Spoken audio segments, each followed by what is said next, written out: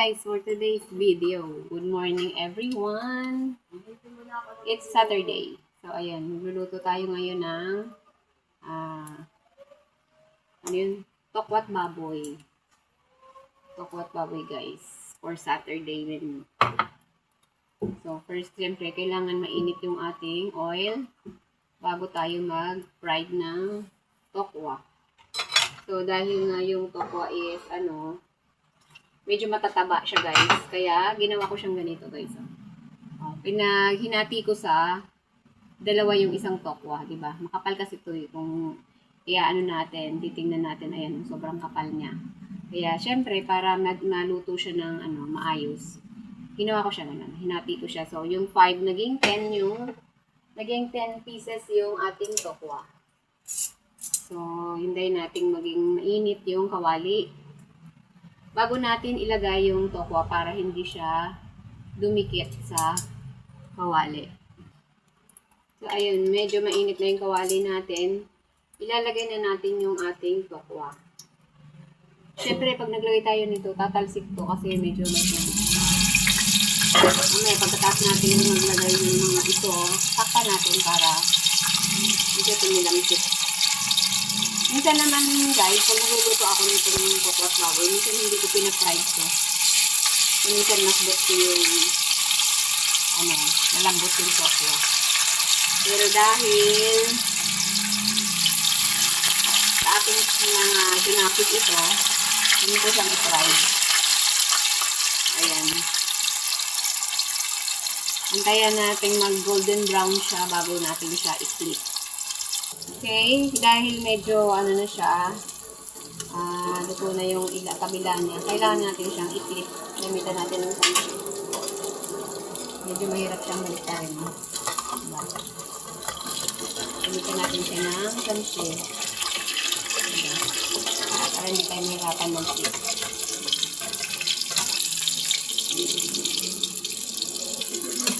So, ayan guys. Okay na siya. Pabalik na rin natin ngayon. Ayan, dumikit siya. Pakal siya masyadong toasted pero okay lang.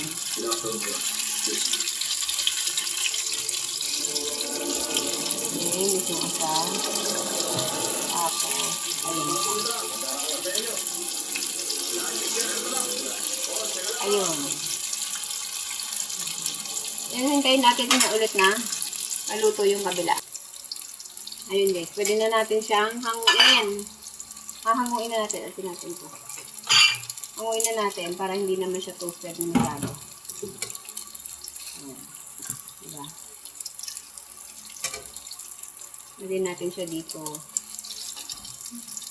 Ayan.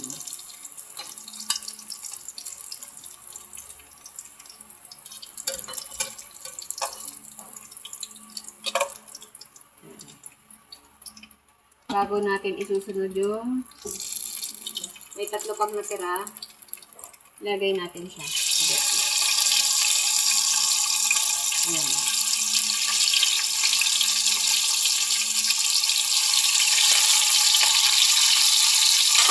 Okay, wait lang.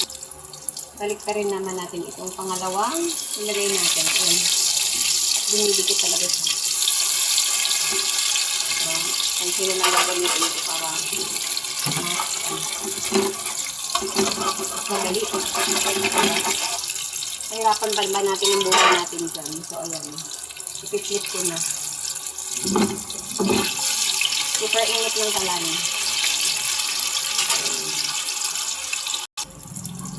Okay, tapos na tayo magprito. On the same pan, guys, dito na rin natin lulutuin yung ayan, may mga dikit. Dito lang natin maiwasan yun yung dumidikit yung tokwa. Pero okay lang yan. So, gagawin na yan. Hindi natin siya alis ulit. Kasama natin sa tawag nito. Ayan. Sunod kong ilalagay guys is yung garlic. Ayan. Sinap ko na to kanina. Siyempre garlic ang unahin natin para magpapagod. Pero hindi naman natin ito toasted. Medyo maamoy lang natin yung maamoy lang natin yung amoy ng bawang. At isusunod na natin ang sibuyas. White onion yung ginamit ko.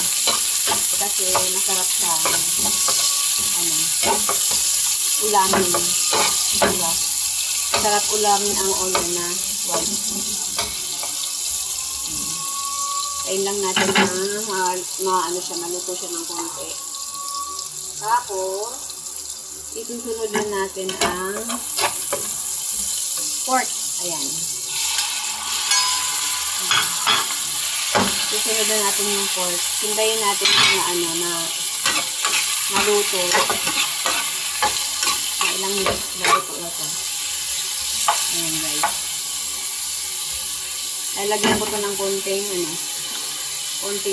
toyo. Ayan. Diba? Para yung lasa niya.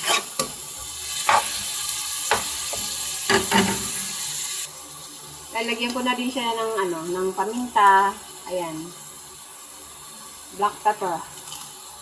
Black pepper. Diba?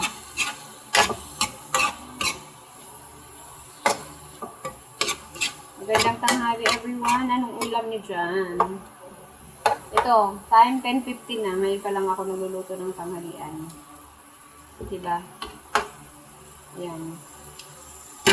Simmer natin hanggang sa maluto yung ating. Siyempre, haluin natin ito guys. Once in a while, para mag-even yung luto niya. Yan. Diba nakita nyo na gano'n na siya, nagkaroon na siya ng sabaw. O, kasi yun yung residue ng pork.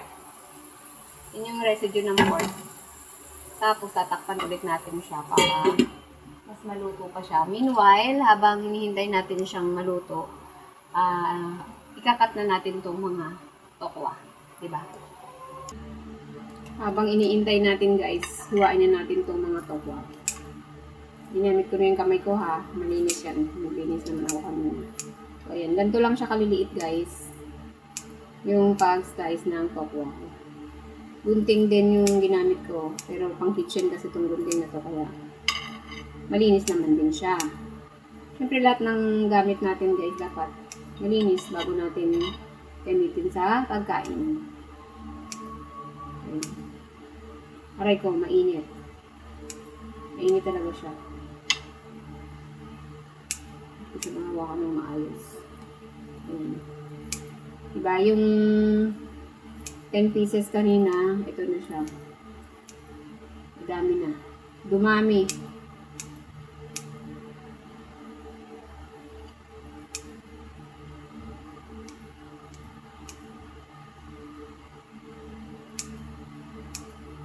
Naan ko lang yung apoy kasi baka naman bigla ng luto.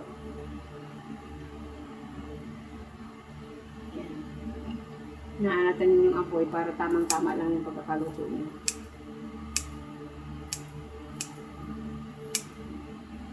Siyempre, nasa diskarte nyo din to guys kung paano nyo to hihiwain o kung paano nyo to ipiprito.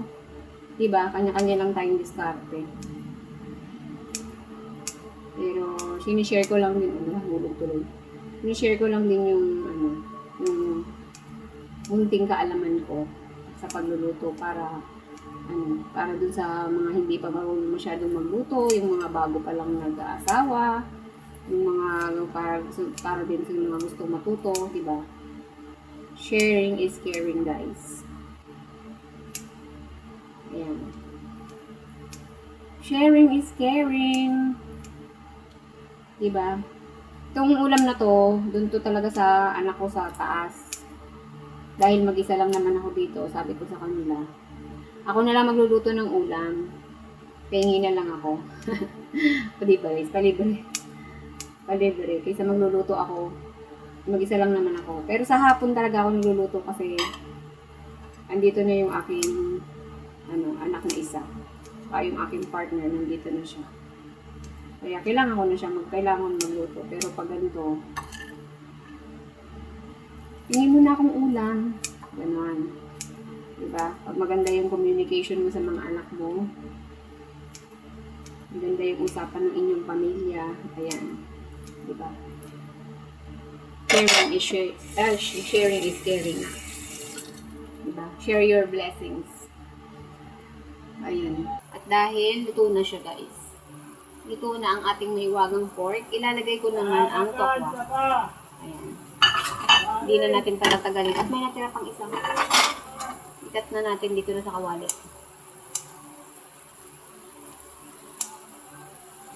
Diba? Ayan. Ikat ko na gamit ang aking gunting. Siyempre, haluin natin sila. O, diba guys? Nakita nyo nga. Wait, tatayin ko yung ilaw kung maliwanag. So, maganda siya. Madilim. So, ayan. Madilim, kaya buksan natin ulit ang ilaw. So, this time, lalagyan ko na siya ng lalagyan ko siya ng seasoning. Alam nyo na to, guys. Oh. Alam nyo na yan. Tapos, konting vinegar. Ayan. Ang preservatives na vinegar.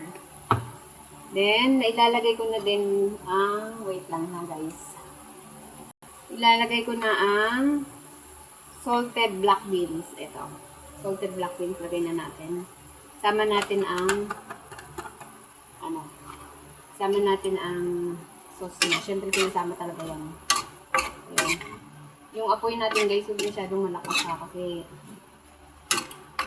kadalasan kasi nabibigla sila ng luto, wala ng sabaw. At dahil mukha pa siyang maputlang natakot, lalagyan natin siya ng toyo. Ito yung pampahalat. Diba? So, palakasan natin ng konti. Parang bilis. Ganito lang kasimple magluto ng doorbell pa nga. Wait lang, bumibili eh. Ayan. Multitasking ang babae ito. Diba? Wait lang po. Ayan. Siyempre, titikman na natin kung anong lasa nitong luto natin. Okay? Very well done siya, guys. Masarap na siya. So, ayan. Ang ating pork with salted black beans. Diba? Minsan guys, naglalagay ako dito ng anong tawag dito, ng ceiling green para mayroon naman siyang twist ng konti. Kaya lang, wala silang nabiling ceiling green. Kaya, carry yun. Okay na yan. Tapos, wait lang ha. Ayan. Dahil may natira pa ako dito ng sibuyas kanina. Kasi masyadong malaki yung sibuyas. Kaya hinati ko siya.